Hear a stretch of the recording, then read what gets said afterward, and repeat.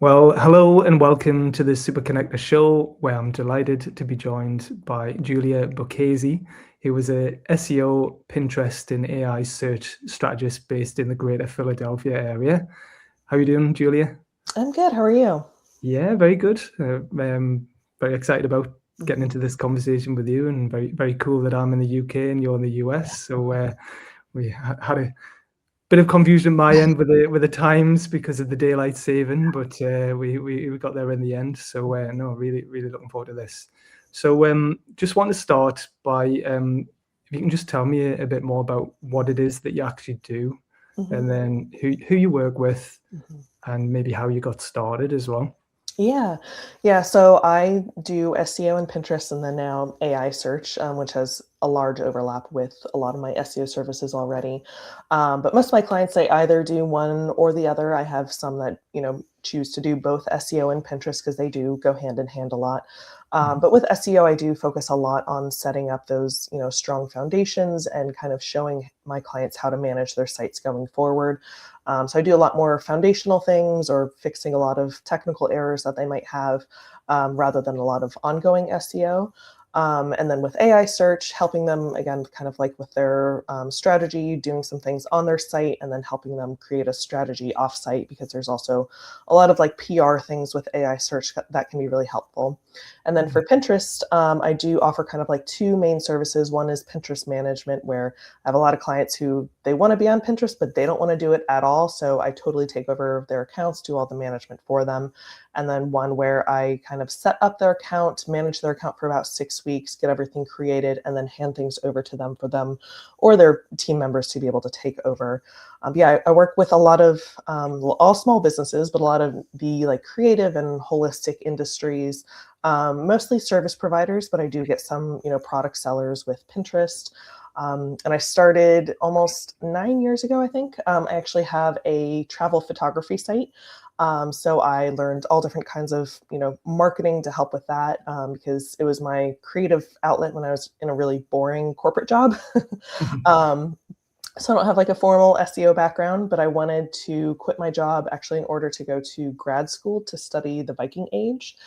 So I wanted a flexible schedule. So I went to grad school and accidentally kind of like built a business while I was in school.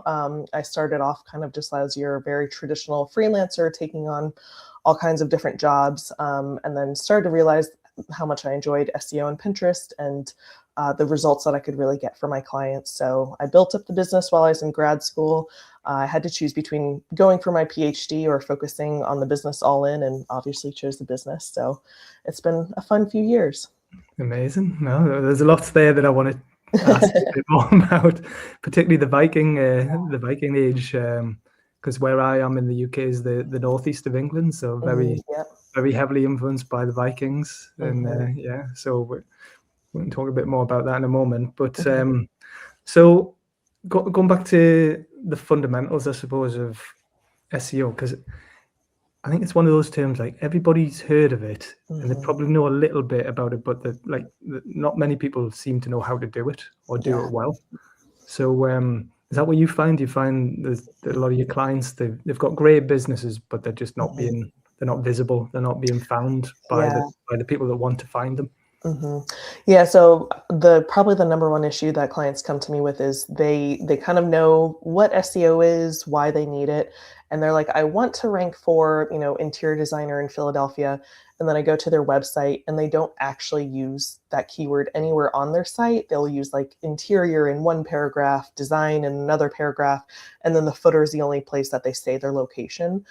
So Mhm. Google's not that smart to be able to kind of like piece those things together. So it's a lot of like finding the strong keywords to rank for and then strategically, knowing where to put them on their website. Or I do have a lot of clients who are coming to me and they're in like a really specific niche where not a lot of people know that they exist or know to search for them. So then it's a lot of like the content strategy to be able to reach people who are searching more for questions or more for information, and then connecting with them and showing off their services in that way. So kind of a mix of people who they definitely know the basics of SEO, but then they don't know how to actually use it on their website and how to kind of have that like personalized strategy for them. Yeah, yeah. It's but well, it can be a full-time role. I know you've got your business and you work with multiple clients, but Mhm. a lot of businesses do have full-time people that's all they do. Yeah. And definitely there's a difference between people who just dabble a little bit and people who are really in the thick of things and understand, because it changes all of the time, doesn't it? It's very hard to keep on top of current trends or Yeah. future trends, and especially chuck the AI search in the mix now as well. So are you finding that um, because of AI that people just they're confused by it all, or Mhm. they're chasing the wrong things, or they're just not they don't know where to start with that? Mhm. Yeah, so with AI, it's definitely people. I mean, the AI search platform is like changing every single day, new things happening all the time. And one thing that's kind of hard to, figure out with AI is because people are using AI for such specific searches. It's not kind of like interior designer near me. It's more of I'm looking for a female interior designer in Philadelphia who focuses on luxury design but works with young children, things like that, where it's really, really specific and it's not just, kind of searching through all of the links that Google provides. It's getting just really specific answers to your question. So it Mm, can be hard to know what to include on your website for these AI searches because they can be so different depending on, who is searching and what their needs are. So I think that's what people get really confused about with AI because there's a lot that you just don't know. There aren't really like keyword research tools like there are with, mm, mhm, SEO. There are some kind of keyword research related tools with AI, but a lot of them don't work very well for small businesses or they're really expensive. So they're just not very accessible for small businesses. mm, So there's mhm, kind of a lot of different pieces with the AI search that people are just confused and don't know where to start. And then I have a lot of people who are like, well, no one's really using AI to search for my services anyway. And I'm like, you'd be surprised. mm, But mhm, also, even if they're not searching today, it's something that's going to grow. So you do want to make mhm, sure that you are staying ahead of the game and you're not going to get behind when all of your competitors are focusing on AI more. mhm.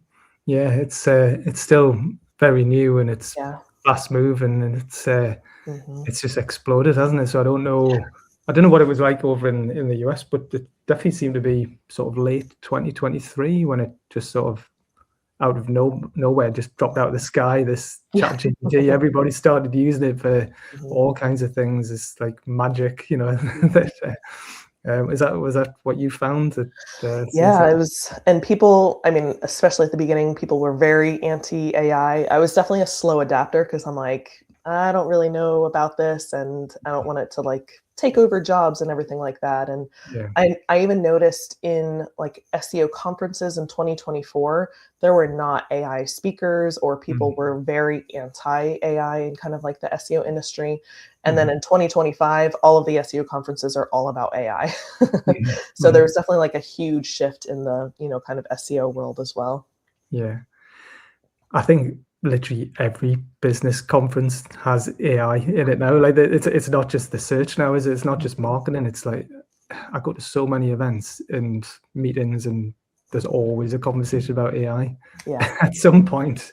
But I think what's good is there's still the fundamentals of SEO are really important to Mhm. be picked up Yeah. by these AI search engines. So you've still got to do that well. Mhm.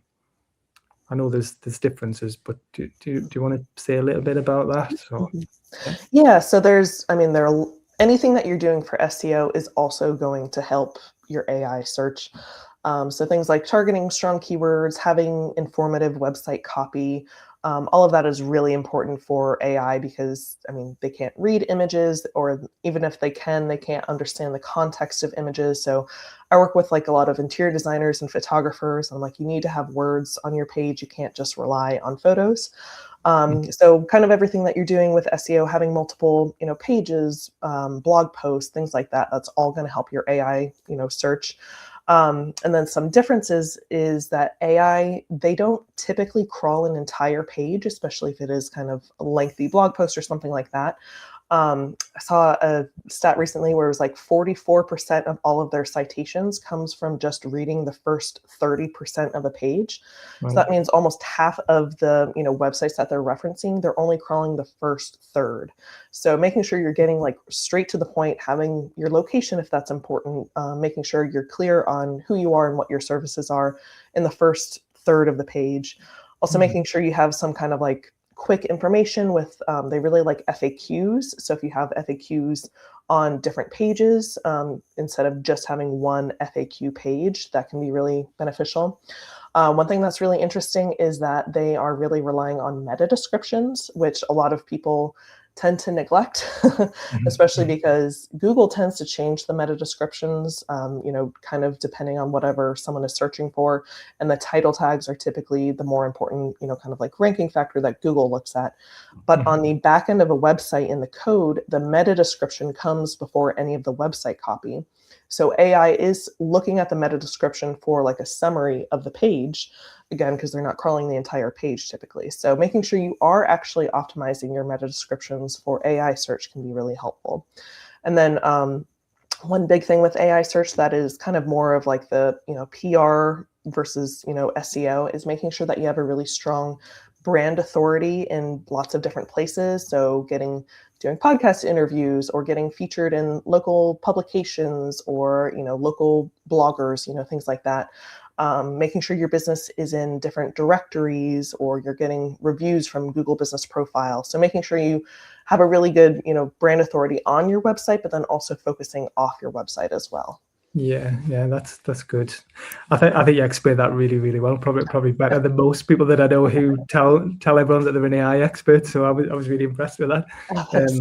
I think that last bit is always really important about being visible on other people's websites as well and having backlinks to your site. And that's something we talked before went live that I'm doing with these interviews as well. So this is going out on LinkedIn, it's going out on Facebook, it's going out on YouTube, it's going out on all the podcast platforms. But afterwards, there'll be a handy blog summary of the interview on our UK Startup and Scale Up Week website with backlinks to your site. Yeah.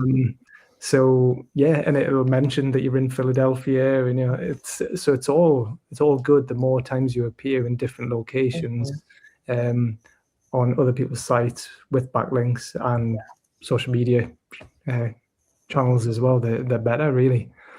Yeah, because they're really looking for those like kind of trust signals that another website is like recommending you and not just you talking about yourself. And interestingly, the top website that ChatGPT will look at is Reddit. Because it's people talking about businesses or products or websites, things like that, and it's not really a platform that you can go on and talk about yourself because people on Reddit don't like that. So they're looking at that for kind of trust signals to make decisions about who to recommend or what products to recommend and things like that.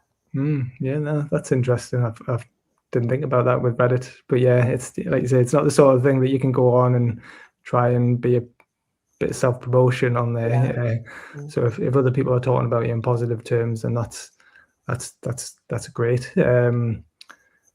Okay, interesting. So let's talk a bit more about Pinterest. So I don't use it much, right? I do have an account and I dabble a little bit, but my partner Katie uses it a lot. So she's always using it for ideas for home improvements, interior design. She's really into that sort of thing. When we got a loft conversion done recently, she was on there getting all the ideas, and whenever we decorate a room, she's got all her boards, and so it's really helpful for that. Even my daughter as well, who's 13, she uses it for keeping tabs of things that she's interested in for Christmas presents or birthday presents and things like that, which is really helpful for me when I want to know what she wants. She just sends me the link to her boards. But there's a lot of people in my network who are either using it to find products or services, or they're using it to promote their business products or services. And if they're not, they probably should be. And I was just looking at the stats before. There's you'll know better than me. Apparently, there's over 85 million Pinterest users in the US alone, and 15.5 million in the UK, apparently. So, do you want to say who is it for, or who do you think should be on it? Yeah. I mean, I think most businesses would perform well on Pinterest. The Okay. main thing that you need to have is content, Yeah. because you can't just, pin your homepage over and over and over again, because people on Pinterest are looking more for, kind of like you said, information, products, ideas. They're not searching for interior designer near me. They are searching for like interior designer ideas for your home or things like that. Mhm. So you do need to make sure that you have content. So things like, I don't know, your local laundromat, they don't really need to be on Pinterest because no one's really going to Pinterest to search for their laundromat. But things, online businesses can perform really well. I even work with local businesses like real estate agents or photographers, or, people in the wedding industry is huge on Pinterest. But you don't just have to be an online business to be able to perform well on Pinterest. Because it is, I haven't said this yet, but it is a search engine, which is why that's one of the platforms I focus on with SEO, is Okay. because Pinterest, people go there to search for things. They don't go there necessarily to follow accounts or comment on pins or things like that. They're going to search for information, products, ideas, and everything like that. And then they'll save them, kind of like you said, your partner and your daughter will do. They'll save them to their own accounts, which also helps get your pins be seen by even more people.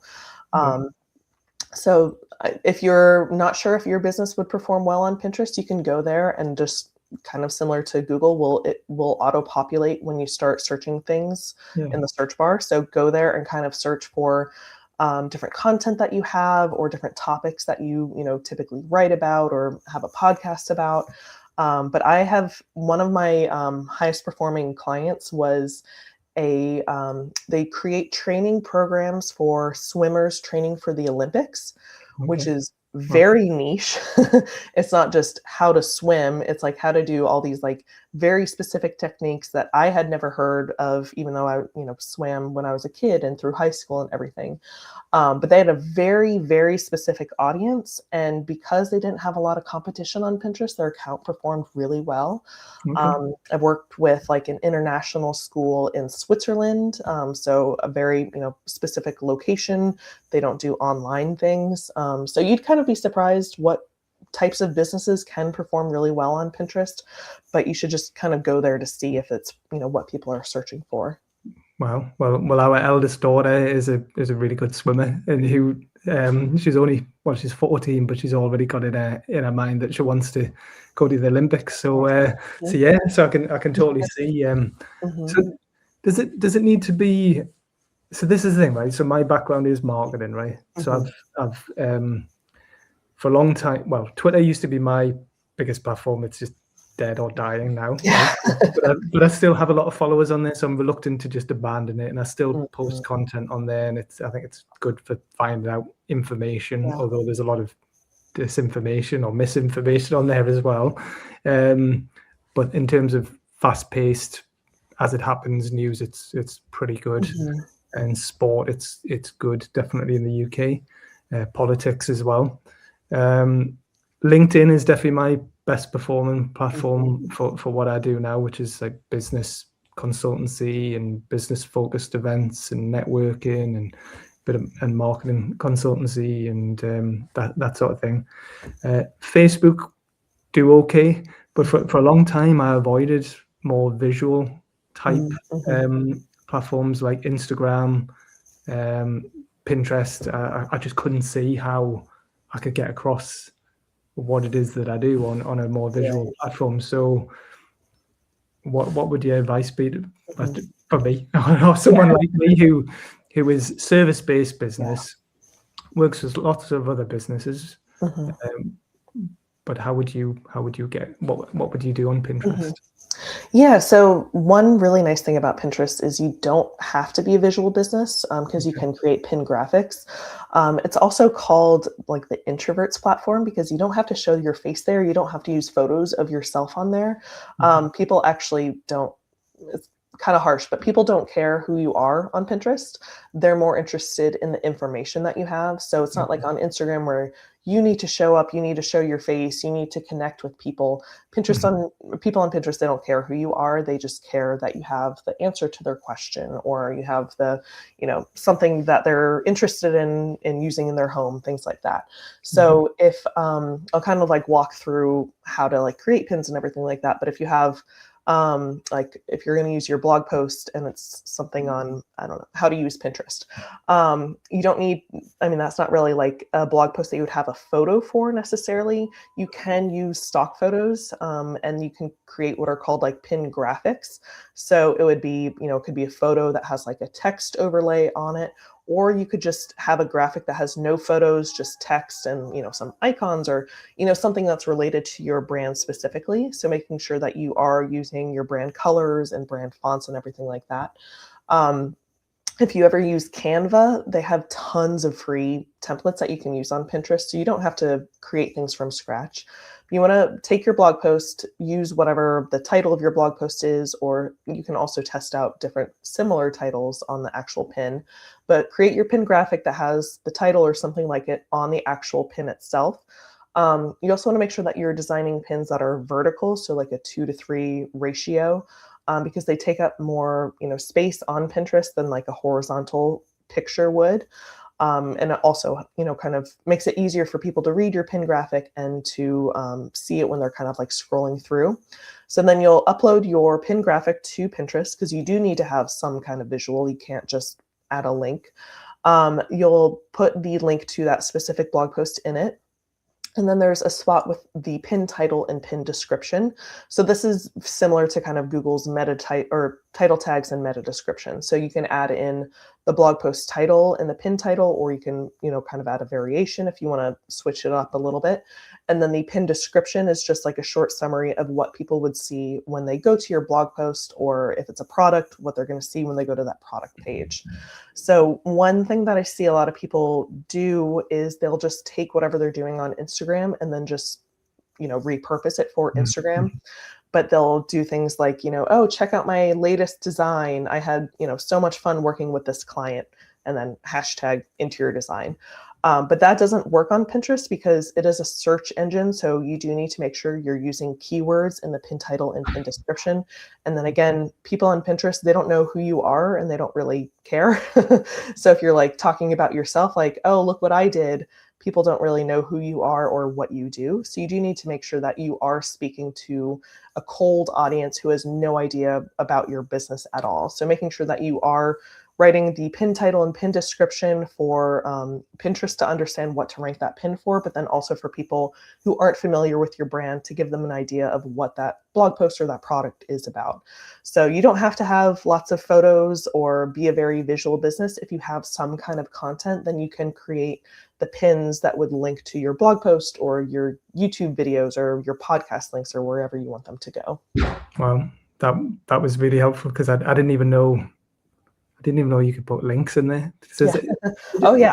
Did you not used to put links in the early days? Like, you didn't have to in the early days, but now they require it. So, but yeah, the great thing about Pinterest is that it is such a good platform for driving traffic, because it is very evergreen. And I've had clients who've had pins since like 2009 that are still driving traffic to their website. So it's, Facebook and Instagram, people stop seeing your post after like maybe 48 hours, maybe a little longer if you're lucky. But pins can live on Pinterest and drive traffic for months to years. So anything that you put on Pinterest today, it's not going to drive immediate traffic, but you should start seeing some traffic in the next, 3 to 4 months. And then it should just continue to grow after that, as long as you're, staying active on Pinterest. So that it's a really great platform for traffic if you have a lot of content or products. Even if you have like landing pages for your email freebies and things like that, you can put all of that on Pinterest and drive traffic to it. Wow, I didn't know that. That is good to know, because definitely in the past, other social media platforms were good at, or much better at, driving traffic to websites, but now you get penalized, or they don't, because they don't want you leaving the platform. They just want you sitting or living on their platform all day, every day.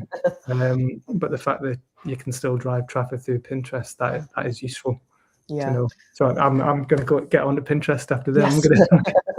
I'm gonna watch this back. I'm gonna read all your blogs and videos, and I'm gonna become a Pinterest expert. I've been missing out for years. I know. If you already have content, it's kind of like a no-brainer. Got Like loads it of should content. be Yeah, go got into loads of Pinterest. content. Yeah. Wow. Okay. So so are you mentioned before that you're a travel writer or photographer, and you had a blog for. Is that how you got into this? Is this? Yeah, so I was using Pinterest for my own travel site and, learned SEO to help my blogs rank higher. So that's how I kind of like learned all these different strategies. And then obviously everything has changed over the last few years. So making sure I kind of stay up to date with everything. Yeah. Well, that's awesome. Do you still have your travel blog? I do, but I don't update it as often as I should. Too busy working for helping other people do theirs. Yeah, and then also having 2 little kids, it makes it harder to Yeah. travel and yeah, Yeah. have free time. Where's your favorite place? I'm gonna put you on the spot here. Uh, Denmark it's always my favorite. I Yeah. studied abroad there when I was in before I went to grad school, but that's where I really got into Viking history. That's actually where I met my husband. We were both studying abroad from different colleges, so it's always it has lots of special memories for us. Yeah, no, lovely. No, I've been to Denmark a couple of times as a kid, and Norway a couple of times as well. And yeah, I love Scandinavia. And have you been to the UK?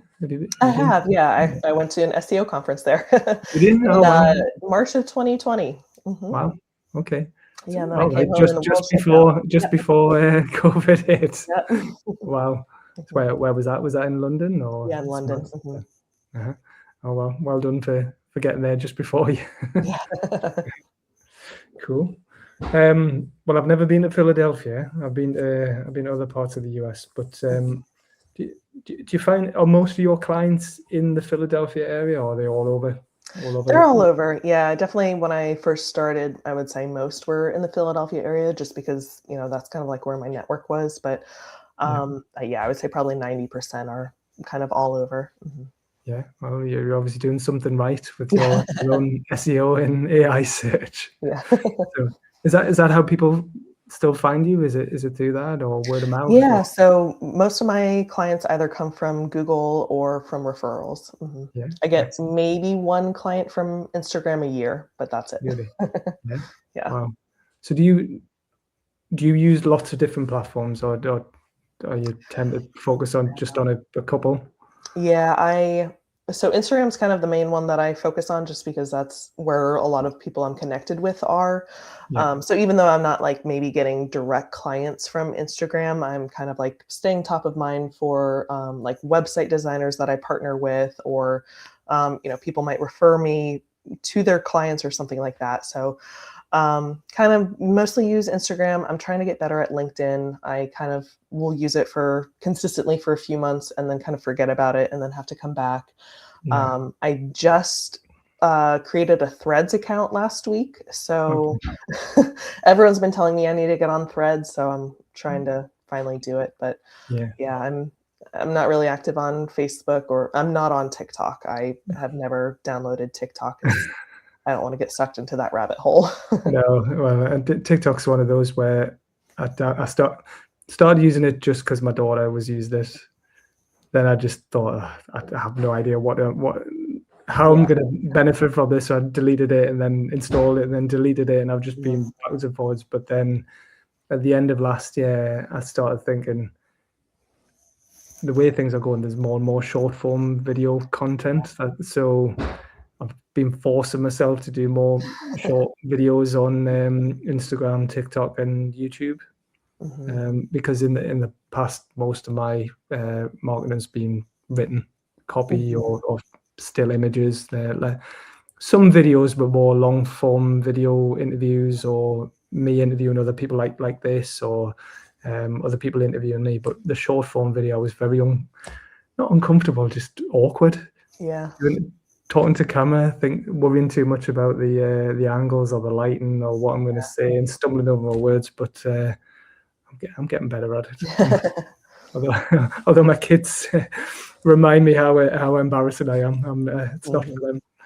So yeah, can you put videos on Yeah, so Pinterest? I was gonna say you can use videos on Pinterest. So it's a similar thing where people typically don't have like videos of themselves talking because again, people don't know who you are on Pinterest because they're not following you. Yeah. And Pinterest automatically has the videos like muted. So even if you're talking, people can't hear what you're saying.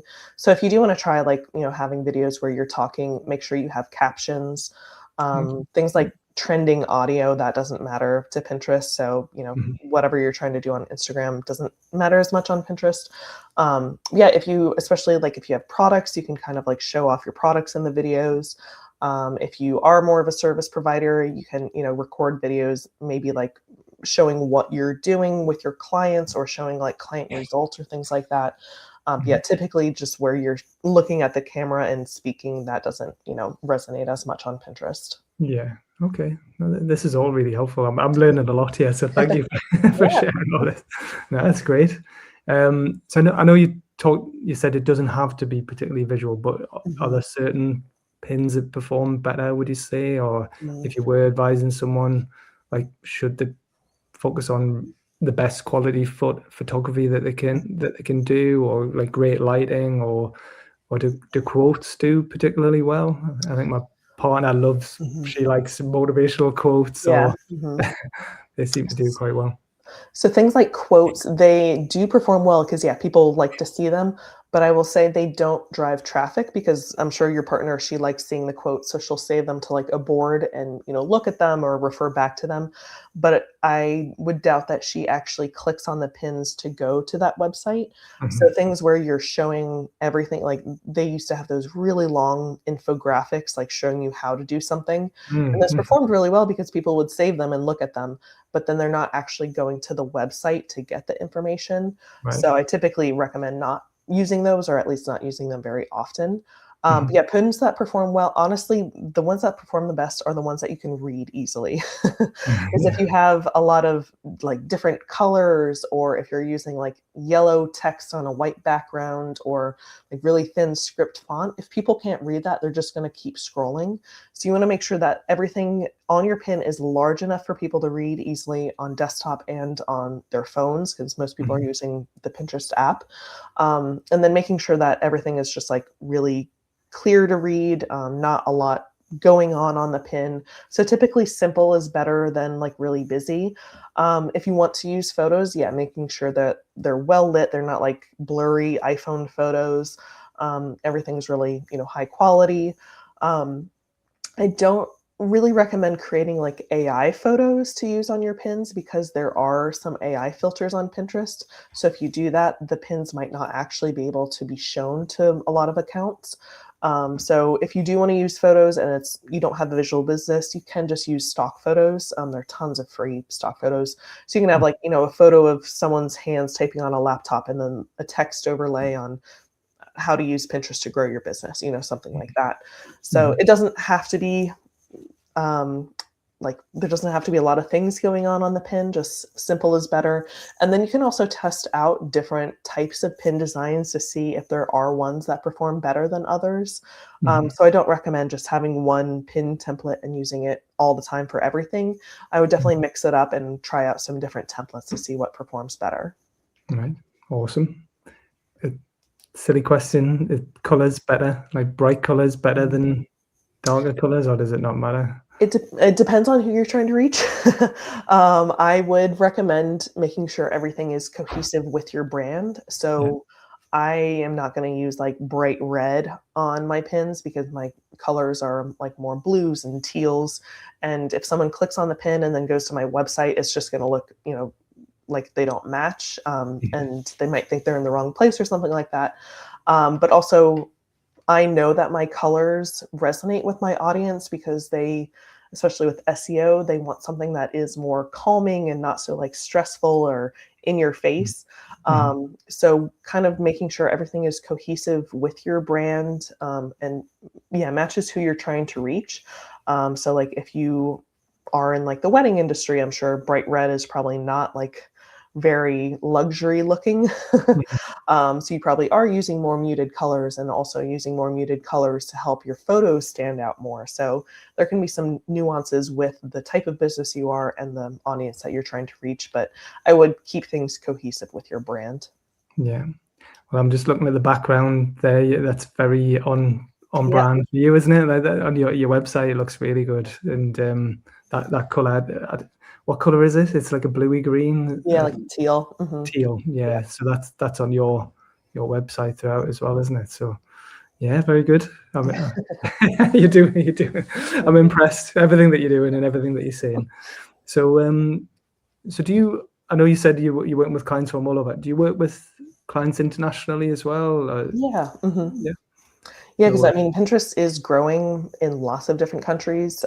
Typically, when they make changes or test things out, they're mostly testing in the US before they introduce it to international users. But yeah, yeah. I've definitely worked with people in Spain and Canada, in Australia. So Pinterest is growing worldwide. Okay, very good. Do you work with anyone in the UK yet, or would you like to? Yeah. I have in the past. I don't think I have anyone currently in the UK. Okay. Well, most we do have. I do have followers and viewers internationally, but most of it's UK based. But yeah, let's see if we can get you some more Yeah. clients over in the UK. Um, so I know on your website you've got loads of good content on there and tips and advice. But is there something in particular that you want to point people towards, like a certain blog or a guide or anything? Yeah, so I have lots of blog posts. I do have one on 7 questions to ask if Pinterest is the right platform for your business. So if you're really unsure of if you should try to, rank or use Pinterest, that's a good kind of starting point to see if it would be a good platform for your business. I do also have an email freebie. So if you want to learn how to actually use Pinterest to convert people when they land on your website, that would be a good resource once kind of get started on Pinterest, but you want to make sure that you are going to see some ROI from your Pinterest efforts. Cool. And just tell us again what I'll put the links underneath this Yeah. and on the blog. But what's the best way to find all of this? Is it your website? Yeah, so my website is juliareneeconsulting.com. The email freebies you can find at the bottom of the homepage or I think on any blog post. But yeah, and you can find the blog just in the main menu. And I do have like a Pinterest category. So if you just want to look at the Pinterest blog posts that I have, you can easily, find those. Right. Awesome.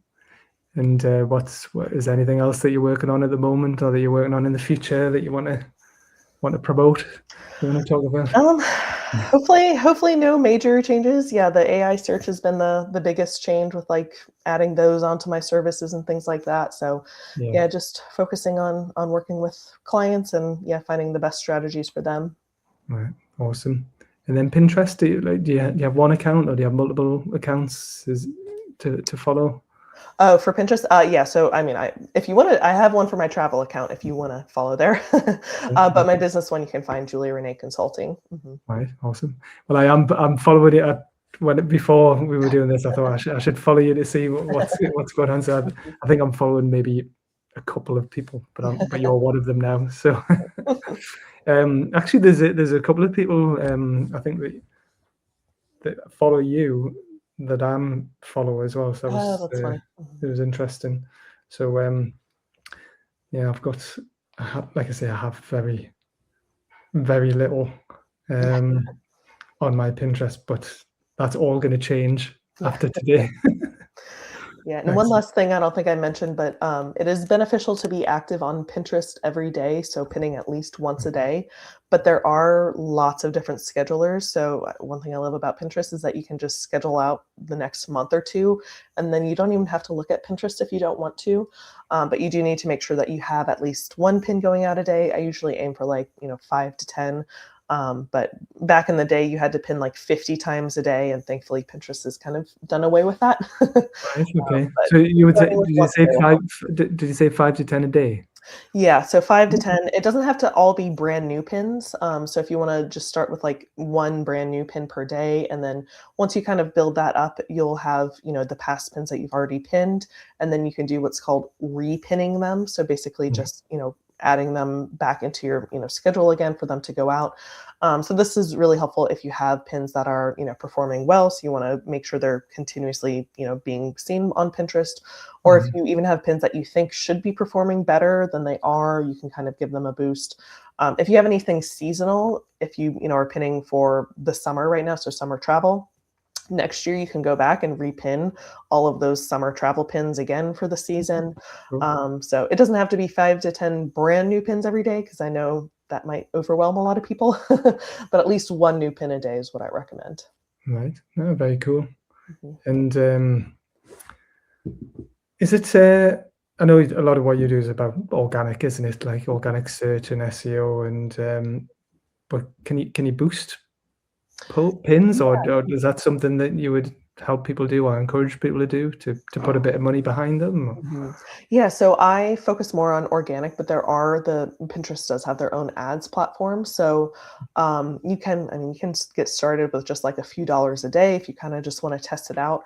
One thing that I love about the Pinterest ads platform is that the pins that they're showing that are ads, they are typically cohesive with what people are searching for on Pinterest. So if you're searching for, interior design tips for your home, they're not going to like show ads for, I don't know, fast food or something like that. It's going to be more, closely related to whatever you're already searching for. So that way it is a better match for what people are interested in. And then also, if someone saves your ad and then you stop, running the ad, you don't put any more money behind it. If they've saved it, it will live on their Pinterest account forever unless they delete it, and can still be seen by more people. So even if you stop putting money behind it, it can still drive more traffic and get more viewers for months to even years. Right. Wow. This is really helpful. I like it. Thank you. I mean, I knew it would be, but I am. You can say I know very little about it, but you've opened my eyes to what I could and should be doing, and it's helpful as well, because I do advise a lot of businesses Mhm. on different ways that they can market and promote what they're doing. So it's really good for me to know what's out there and Yeah. who I can point them towards. Who's so I'll be encouraging more people to visit your website as Yeah. well from now on. Awesome. Um, is there anything else that you want to talk about or I mean, mention? I think that's it. I don't want to overwhelm people. But yeah, I would encourage everyone to just kind of get started, get your feet wet on Pinterest, especially if you already have a lot of content. You're going to have a head start of people who don't even have a blog yet or something like that. And you can create multiple pin graphics for like one blog post or one video. So even if you're just starting off with like 5 blog posts, you can go in and create like 5 different graphics for each of those blog posts, and that will give you a lot of pins to work with. So Yeah. even if you don't have a lot to start with, you can still, be pretty successful on Pinterest. Right. Very cool. Thank you. I'm Mhm. going to ask you another question just about Yeah. Vikings. About Vikings. Oh So yeah. how come you're so interested in Vikings? I mean, they are cool, aren't they? But Yeah. Yeah. So my last name is Bocchese, but that's my husband's. He's Italian American. But my family is Scandinavian. So kind of just learned, Scandinavian history when I was growing up. I remember in 3rd grade, we had to do a presentation on a historical figure, and I chose Eric the Red. yeah, Um, I wore like my brother's like brown Jedi costume that he had for Halloween or something.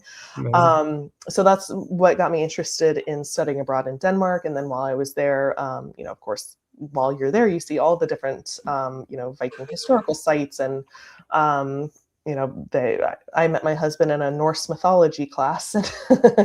So that just really got me interested. And then when I was working that like boring corporate job fresh out of college, I realized I thought I was done with college and academia, but I actually really missed it. So I wanted to go back and just study something that I was really interested in. And again, I thought I was going to get a PhD and, end up being a professor. But I actually have worked as a professor for SEO, but not for Viking history. But yeah, I don't regret going to grad school for it, because I learned a lot.